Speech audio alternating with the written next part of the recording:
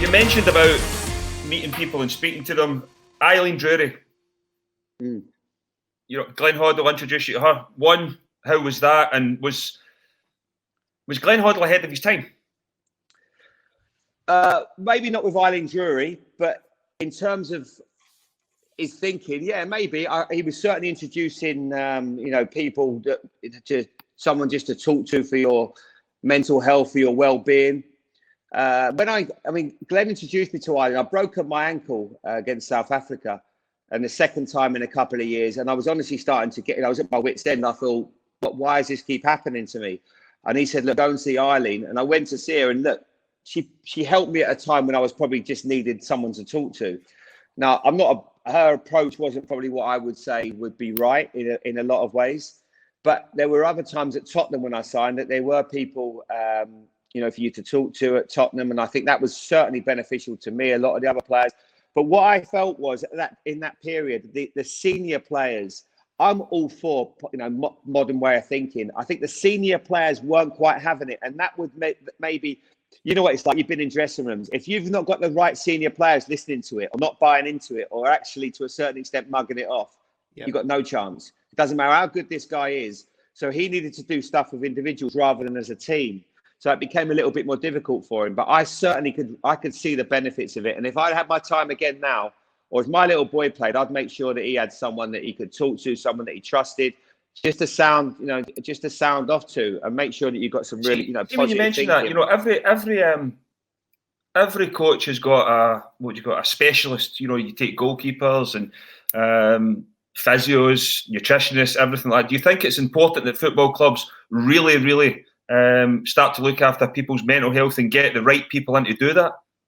Absolutely. I couldn't agree more, Boydie. I think they've got to be good. They've got to be right. There are a lot of people out there. I was talking to a golf pro the other day who said that he'd had a guy that was helping him with doing his well-being and his mental health. And he was right into it. He said, this guy was amazing. And he said, look, I want you to play a CD and listen to it every single night because it will really help with your golfing. And he was like, this is amazing. So every night he'd put it on. And then you'll fall asleep to it. And it was along the lines of, you are one of the great golfers. The way you strike the ball, you are the best ever. And he would have his name I won't mention who it was, and he'd have his name at the end of it.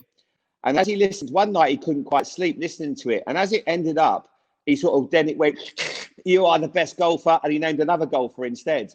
So it was like, he's just giving the same message to every single person in there. You know what I mean? Yeah. So it's like, you've got to be good at what you're doing. That's the thing. It's sort of, there are people out there that are going to take advantage of a situation. But do you think Jamie, sorry, mate, do you think we should be having ex-players in there to try and, because the ex-players have experienced it because there wasn't a lot of help about it. Do you feel as if it would be great just to have, maybe if it was a psychologist in there, but do you feel ex-players in there talking about experience and stuff? Do you think that would help the modern game just now?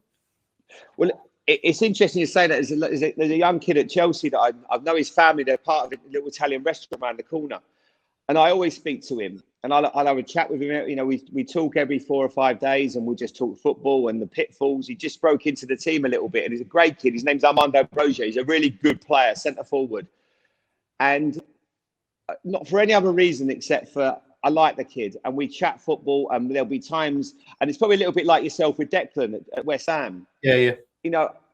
I love to, because there's nothing that these young kids are going to go through that we haven't. There's no pitfalls, there's no ups and downs, and it's important that you keep your head and you get, you make sure you stay, very centered, if you like. And I think senior players or ex-players are great. The problem you're going to get with that, Snoddy, is that a lot of managers won't want ex-players, senior players hanging around because they'll be like, what's your motives? Some players will maybe believe, well, what's his angle? Does he want to be an agent? There's so many different factors that come with it. If a young player can find someone that he trusts, maybe not even at the club, because everyone's got their own motives, everyone's got their own agendas, and maybe some people are going to give you good advice. Some people have got their own interest at heart. And that's why I mentioned John Barnes. John only had he genuinely had my interest at heart. He never once was thinking about his well-being. He was always like, listen, you can make it. This is what you got to do. And I respect him so much for it now. And it's and I think you need to learn from good senior people. It's so important. See when you mention that, the insecurity, the vulnerability of, some managers and coaches in the game, How do you feel as if, like, if we get over that, we could be, our football in general could be, in a far better place? You speak about ex-players going in it, but you're right. The ex-managers, coaches, the current managers and coaches, it's all, what are they after? What are they looking for? Oh, absolutely. It's all self-preservation, isn't it, Boydie? That's the problem. And I think that in a way, it's almost that, players now, agents have a responsibility to look after players and make sure their well-being's good, and not just think about where's my next deal coming from, where's the next paycheck, how can I make sure this kid or this young man who, it's very easy to say, they're earning vast amounts of money. They need a lot of help. They need to know where to put their money. They need to know where the pitfalls are, how to manage that situation, because we've all heard absolute horror stories where people have been completely left with no money, bankrupt, etc. That which shouldn't happen to Premier League players. So they need a lot. They do need a lot of help. And I'm not just talking Premier League. I'm talking about even further down the chain, where young lads, once they're finished, what's next for them? And I love what Snoddy said there about players maybe starting to learn something else, learn a new career. Think about, because football doesn't go on forever. Like me at 31, I was very fortunate I got into Sky. And I know that obviously you're doing it, Boydie, and Snoddy's, he knows the game. He's got a great reputation. There's no reason why he can't go in the media or coaching or whatever he wants to do. But not everyone's as fortunate as that. See what you spoke about saying about, the manager, maybe he might feel as if having ex-players in is a threat. But even if it's not just that, Jamie, I feel as if, if you put a room at the training ground as such, right, and if you say, that's the room where you go in to say that you've got mental health, then everybody's going to think, I'm not going near that room.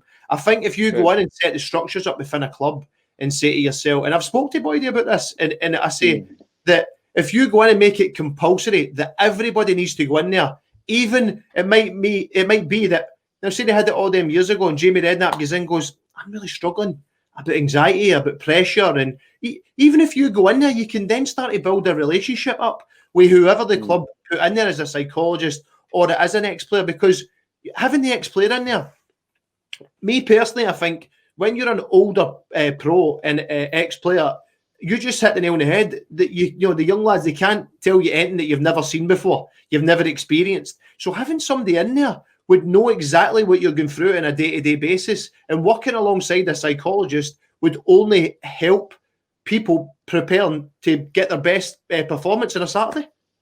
I couldn't agree more. I mean, it makes an incredible amount of sense. But as I say, I'm actually trying to look into my dad's brain now, and if, as an example, at West Ham, say if you're a manager at West Ham, when he took over there'd have been a lot of older players that maybe had their own agenda. Maybe they would like the previous manager. Whoever this person is has almost got to be part of your backroom staff that you need to talk to. Like someone that's specialised, in terms of how to handle the situation. I think I've not heard that before as an idea, and I think it's a brilliant one, to be honest, because, people are so vulnerable. I mean, as a 17-year-old, if I'd have gone to Phil Thompson or someone at Liverpool and said, look, I'm really struggling here. I need a little bit of help. I need someone to talk to. I mean, I'd have got laughed out of town. It's as simple as that. No one would have been like, oh, listen, that's fine, Jamie, we're going to get someone for you. They'd have been like, get on with it. Well, if you can't handle this, you can't handle playing in front of 45,000 people. And that's not, we're all human. We're all vulnerable. We all have our emotions and anxieties. And that's where you do need a little bit of help. I think the other thing as well, though, Jamie, is that, we encourage people to come forward and open up and speak. But when they do, who they're speaking to needs to understand exactly what, people are coming, if they're struggling with anxiety, they need to know exactly how to deal with it. And for me, that's a big thing, because a lot of people, the football world, you get fobbed off pretty easily. You look at, you could be at a club for 5-6 years. If you don't perform for that, maybe that last 6 months of your contract, boom, you're away. See you later. If you're building up, if you're struggling with mental health issues, and you come forward, and if in football, if you just get fobbed off, it's really important that we encourage people to come forward. But I think people within the game need to understand exactly how to deal with people when they do come forward as well. Absolutely. And I think there's that stigma, and still, as you say it, it makes me think, we talk about mental health, but mental health has so many different guises. It's not necessarily, you can't handle a situation, or you're having troubles with, anxiety, or it could be anything. It could be something that's going on at home. It could be something about how you deal with a relationship. At 18 years of age, you've got your first girlfriend, she's pregnant. There's a million things that are going on in a young man's mind. They don't know how to express it. And there's nothing that as I say, we've all been through it. So if you can find that right person, even if it's not at the club, my advice would be to just find someone and just tap into someone that you feel that is just, because we've all got that one person you can call up and say, look, I'm having a bit of a struggle here today. What do you think? They could just comfort you, and don't be afraid to do that. And I personally would have been a lot better player. I'd have been probably a lot better person as a young man as well in a lot of ways, because I'd have been able to not get stressed by situations, not get too emotionally involved, and let things maybe consume me, whereas I could have vented in a different way. Yeah, this the big platforms you say about is the social media, Jamie, and that's why a lot of the lads feel as if they've probably nowhere to turn. We had Gregor Townsend, and he was speaking a lot about the rugby lads and the social media platform, and it's great and you can use it to the advantage. But when things don't go well now, when you were playing, you didn't have that pressure, and you still said you had certain mental health issues where you maybe feel as if I maybe need to speak to somebody here. But now, some of the lads, I've been in the dressing rooms, some of the lads actually feel trapped because they've not got that outlet. Because if they say it, I'm struggling, then people say, how are you struggling? You're earning so much money, or you're earning this. What even is that? It's the same situation now, Yeah. I bet it's similar to yourself, Jamie. You spoke about it earlier when you're talking about coming back from injury, and Snoddy mentioned this a few weeks ago as well. You're coming back from injury, you're trying every single thing to get back from injury, and all you hear is, he's always injured. He's chocolate. Do you know what I mean? He's always injured. It's difficult. It's difficult for people. Absolutely. to process. I agree. It's such a good point. Social media for kids, it's poisonous. It's poison there because you've got people. It's a platform for people to abuse you. That's what it is a lot of the way. It's also a platform for people to be incredibly kind, but also in a way that's not real. A lot of it, no one puts a picture up unless it's like, then no one goes the first picture. They go, I'll take that one again. That's just a fact of social media. So I think that the pressures that are on young footballers now, and I would have been that footballer that reads the comments. I would have been the one, maybe the footballer that, I used to go home sometimes and you put like the Radio City in Liverpool. I played a great game. I played might have got man of the match. I'm driving back in the car. There'll be a load of people saying nice things. One person comes on and says, Redknapp, he's always injured. But that would play in my head. That would have ruined my night. And I don't know why. And I hate myself for it, but it really bothers me that I was like that. And I think now with players with the social media, I can only imagine their inbox must be filled of yeah, but that's the other thing about the whole thing. For me, you've spoken about you had a good game. There's a lot of people who have a bad game, right? And maybe 3 out of 4 are bad games or not performing. But because youngsters and people on social media send them a message, and then all of a sudden, you were brilliant today, because they want a response back. They're trying to get that response. They're trying to get people to write back, and then all of a sudden, the player who maybe left the stadium knowing he had a bad game, but because so many people are getting in contact with him saying, you were brilliant, hoping to get a reply back, he actually starts to think, what? I had a good game today. Jamie, we beat, I think it was Macclesfield in the Cup last season, right? We beat them 9-0, right? The boy, I don't know how long it was after, one of the boys playing that team sent me a video and direct message, him putting it through my legs. And I'm thinking, nutmeg, Snodgrass. I'm thinking, you lost 9-0. Why are you thinking that? I know, that's brilliant. Social media it's incredible. There is, listen, I do agree there is good ways where the lads can come across, and there's timings on everything. I totally agree. But I think it'll get to the stage they'll need people in who, there is people that run players' accounts and they do certain things for them for commercial, and I get that, but I think slowly but surely you're going to see social media managers coming in, and I'm not joking, to try and educate football clubs, and the football clubs, Snoddy. I think you will, Boydy. I think they'll definitely, because the first thing Gregor spoke about was social media. Big problem, big thing for to try and change boys' mindsets, and as you just said there, you could be as a manager giving one of your players a hard time. Come on, you need to be better. But then, he gets a couple of comments for putting it through somebody's legs, and he automatically thinks, I've had a good game here.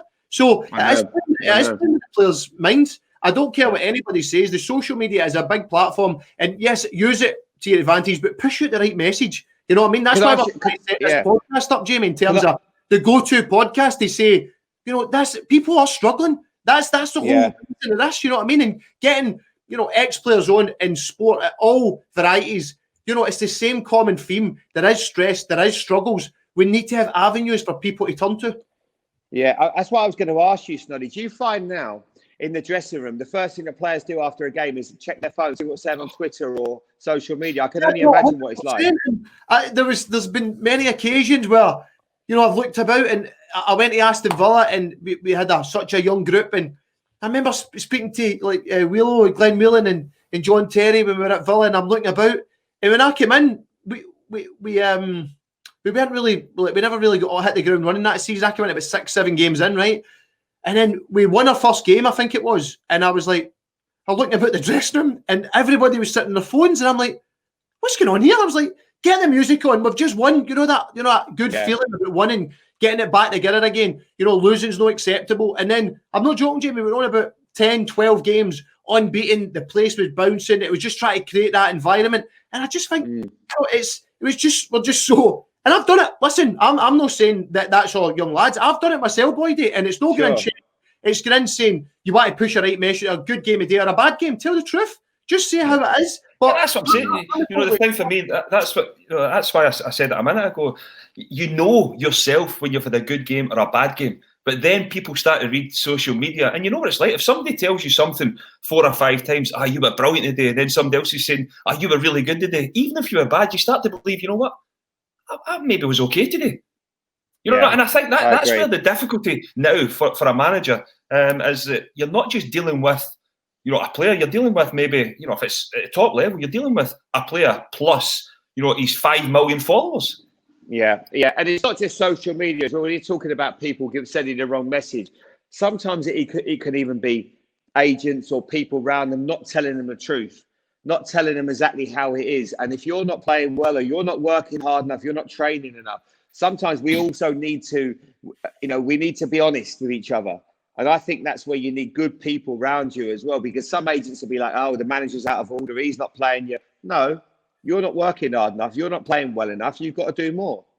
Even right now, Jamie, when you go to like do games on the TV with Sky and that as well, you still get it. Like, see when people they send you messages or like something, what? Do you ever write back to any of them? Do you get involved in it? Well, I'm not on Twitter. I must admit, I'm too sensitive for Twitter, boys. That's not for me. But the Instagram, every now and again, listen, you'll always get abuse. But I always find with most people, when you say to them, I would never get involved in an argument on Instagram because I just think it's a complete waste of time. But I will get messages from people and they'll maybe send abusive stuff about family or whatever. And I just say to them, look, mate, I maybe look at their profile, see they've got kids. I say, I'm really sorry that's how you feel about me.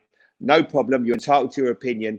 I said, but just do me a favor. Go and look after your kids. Go and look after your family, because that's the most important thing. Don't focus on what I'm up to. And if it's bothering you, you haven't got to follow me. It's as simple as that.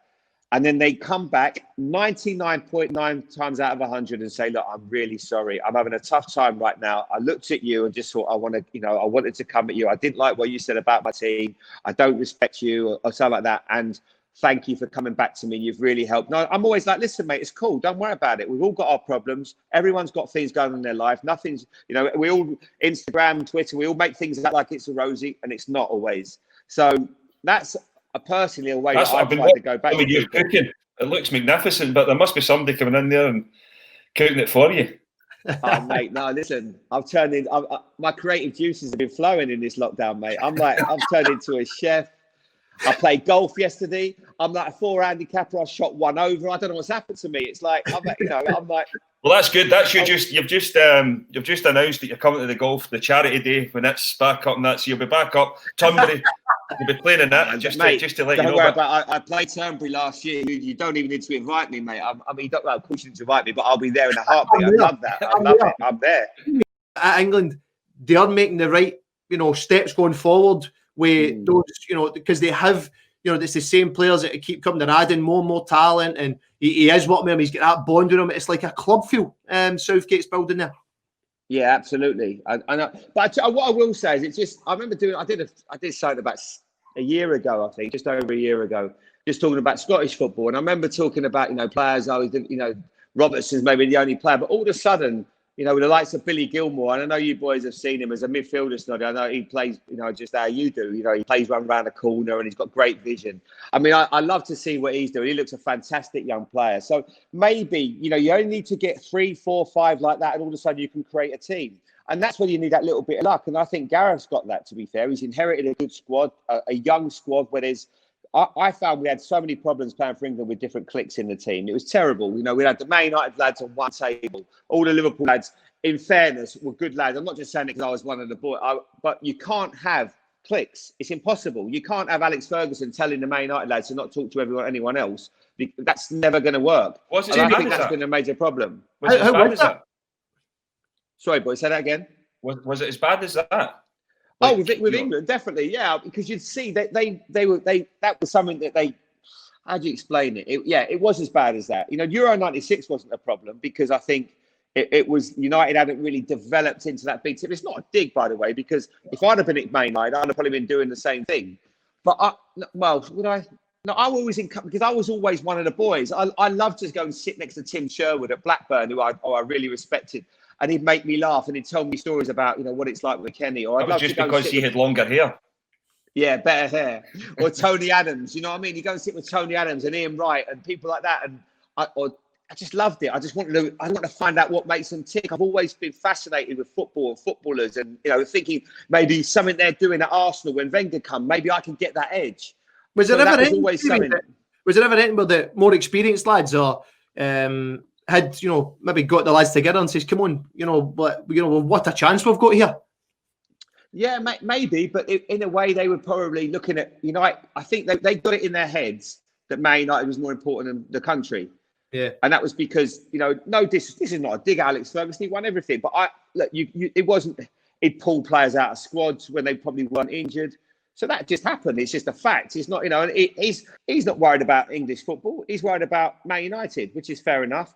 And I think for a while, and you could see players weren't bothered about coming to play for England. But what Gareth's done now is he's created an environment where playing for your country it's a great place to be. And that's where everyone now is reaping the benefits of it. And you can see we're finally looking like a real team again. Do you feel as if England are on the verge of winning something? Look, we've said that for a long time. We've got a really good team.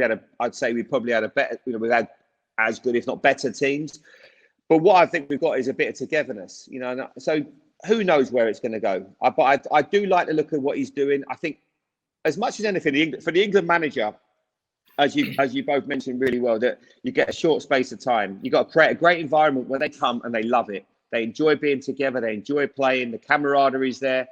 We've got some really talented players. I think he's done a really good job just making it a brilliant, I'll use that word again, environment to play football. And we've got some good players. You've got people like Harry Kane, Raheem Sterling are the best players at their clubs. I worry a bit about us defensively when we played in the tournament last year, where there was, I can't remember what was it called, the Nations League or whatever it was. When we played against Holland, we were played off the park a little bit, certainly defensively. So there are certainly things we've got to improve on. Jamie, obviously your football career, unbelievable. You're busy everywhere else right now as well. But I want to go to League you're on. Your man James Corden. Is it true that a wee rumour tells me that he's not going back to the Olympic Stadium until Robert Snodgrass is out of there? He's got a Snodgrass shirt on his back. Snodgrass. He loves it. There's a lot of fans. His name on his back. There's a lot of fans. No, he loves the Olympic Stadium's going to be empty shortly, won't he? Oh, don't.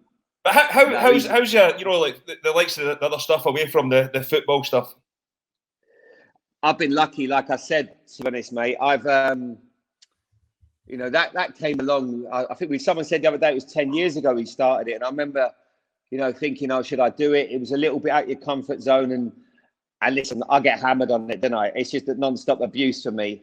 But I don't take myself seriously. I don't mind someone having a bit of a laugh, and and I think we all get it. When Jack was on or Ramesh, they're all great fun, and I've ended up having You know, Freddie's one of my big mates. Freddie's obviously spoken a lot in his time about his mental health and stuff like that. And I'm Snoddy, there we go. Yeah. Jamie's going to get him on next. Thanks. Yeah, I'm sure he'd love there to we talk go. That's to you. that's by the way. I've got, that's it. Leave that with me. But it'd be great because you know what you'd really enjoy is he's a fantastic guy, Fred, because I looked at this guy playing sport, and I'm sure it's the same with all of us. People see you from the outside going, look, what's he worried about? He's colossal. He's 6'6". What could he have demons for? But we've all got them. We've all got our insecurities. And I think that when we do the road trips and you travel around with someone, and I love to, as I say, you find out about people until you spend time in close proximity, like you do in a dressing room. You don't know what people are thinking. You know, some of the strongest characters you perceive to be strong characters are actually just normal lads that have the same insecurities as you and I. Look, there are people like your Graham Souness's, and I've got it out. I've tried to get it out of Graham a million times. Did you ever doubt yourself? Did you ever worry about anything? Did you ever think maybe I'm not a good player? And the answer is no. And I'm like, I'd love to have been like that. I would have given anything to have just been, but we're not built. No, we're not all like that. And that's why you have to have empathy with people and understand what makes them tick. See, now you're in this position, Jamie, where you do get a chance to go and interview other people and you see different sports. You spoke about golf there and obviously Freddie Flintoff.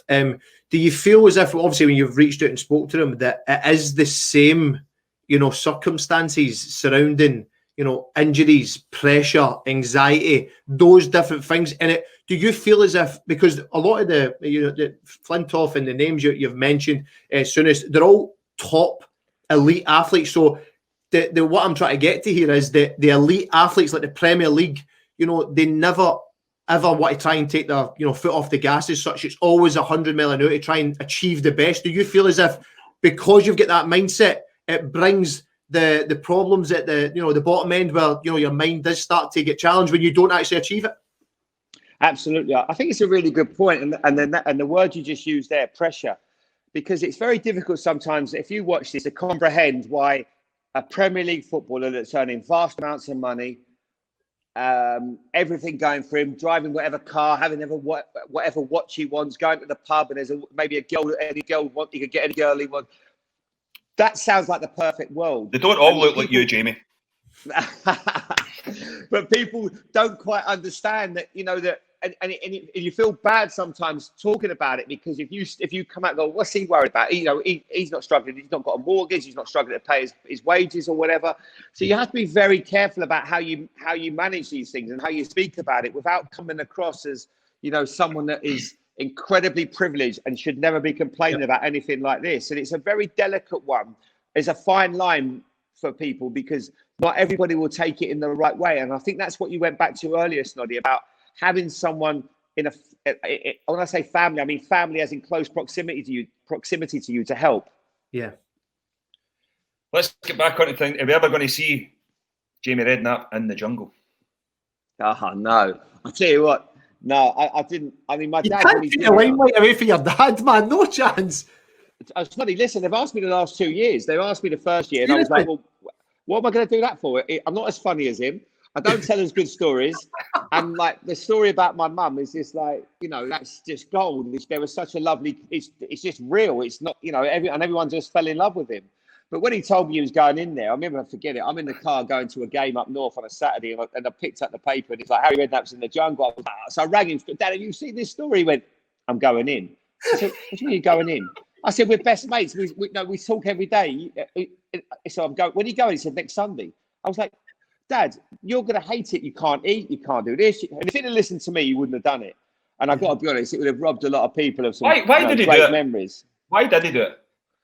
Listen, I think he did it because he loves people in terms of being around.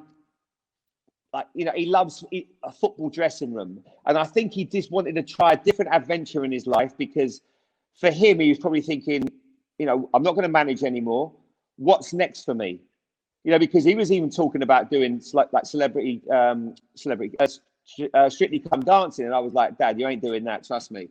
But it was like one of those things that I didn't know what he wanted to do something, you know, and I think the jungle one, he probably thought, I can do that. It'd be easy if I get hungry, I can go around the back and have a bacon sandwich. I said, Dad, you can't. How did your mum cope with all of that as well? So I spent some time with your old man, and me, JT, and the Belfry, stayed in the Belfry. Yeah, he loved you. He told me about it. He used to say, he's a funny man, isn't he? Such a top man, honestly. And the way he spoke about him there, it's no surprise that you're the way he is. But he's, we speak about your old man, but how did your mum, adjust to everything? Because she became a celebrity with your old man as well. Well, even now, I mean, my mum's a really shy, quite, she's, because everyone thinks, oh, my dad's the most amazing guy. Trust me, my mum is the rock. She's so gentle and kind, and she's had to put up with an awful lot with him. As I said before, as he, when he was young, he liked to bet, he'd get in trouble. He was, he's an incredibly kind man, and he absolutely adores my mum. But, there are times when I'm like, Mum, how do you put up with that? He does what he wants. He goes to whatever restaurant he wants. He watches the 350, the 410, the 430, the 450 at Haydock. There's no give and take. But she's just a lovely lady, But he's see on your dad before thinking. See the England job, was that something that annoyed him, or was it just something that passed him by? Or oh no, it would have annoyed him. Yeah, and I have to be honest, it annoyed me because I've worked with him, and I don't care what this is not because he's my dad. No one knows more about football than him. Listen to Paul Merson the other day, so it makes it a little bit easier. Merson said he worked with Wenger and everyone. He said my dad tactically and was head and shoulders above anyone else, and I stand by that. I worked with him at Southampton towards the end of my career. He got a reputation, for being, he have to buy players, etc. My dad could turn a game with a tactical move, or is a brilliant ability to pick players. You only got to go through his time at Tottenham. The likes of Diarra, he sold to Real Madrid. He sold, Luka Modric. Before he went to Tottenham, Luka Modric was playing on the left-hand side, right-hand side of midfield, couldn't get in the team. He was like, you'll be my central midfield player. Next thing he goes to, wins World Player of the Year. He's got the most incredible eye for a player. And Jamie, see that? Sorry, just to come in off the back of that. See, when I played against Boydy, no joke, when it used to be in the feeling when you had Bale, Huddleston, Defoe, Big Crouch, we played against, and do you know what? See when we played against, that was the same feeling that I used to get when you get against when you hear about the old pros talk about when they went in against United, you were beating the tunnel. I felt as if we'd be at our very best today to get a result here at White Hart Lane, Yeah, absolutely. I mean, and I think you guys, in terms of what my dad is, people would maybe say, could he manage now? He'd have probably been better now because he's just a great people person. He knows how to get the best out of a person. Sometimes it's a look, it's a pat on the back, it's a little bit of like, listen, we get the ball to you today, we win this game. And I remember him look, I just think, and people go, anyone can do that. But you've got to feel it. You've got to believe it. You know what I mean? It's got to be real. You can't just turn around and say to some minging player, look, if we get it to you, we're going to win today. That's not how football works. But he just had an amazing appreciation of people and getting the best out of them. And that's a gift. He's very, very good with people. Well, before we finish up, Jamie, give me your one former manager that you would, in lockdown, you would want to be with. Apart from my dad, obviously. Apart from your dad, yeah. Kenny would be like, I think I'd love Kenny for a little while. We'd go and play golf, but then we'd probably end up in a row after a while. Who would it be? Gerard Houllier. I wouldn't want to be stuck with him. Let me think. Graham would be all right. Graham Souness. Graham would be good. I like Graham. I get on well with him. He loves his football. He just keeps telling me about how many trophies he won, and that would. But and he could have. Listen, if we.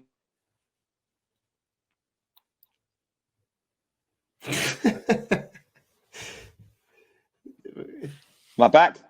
Yeah. Back. Hold on. Why does it do that?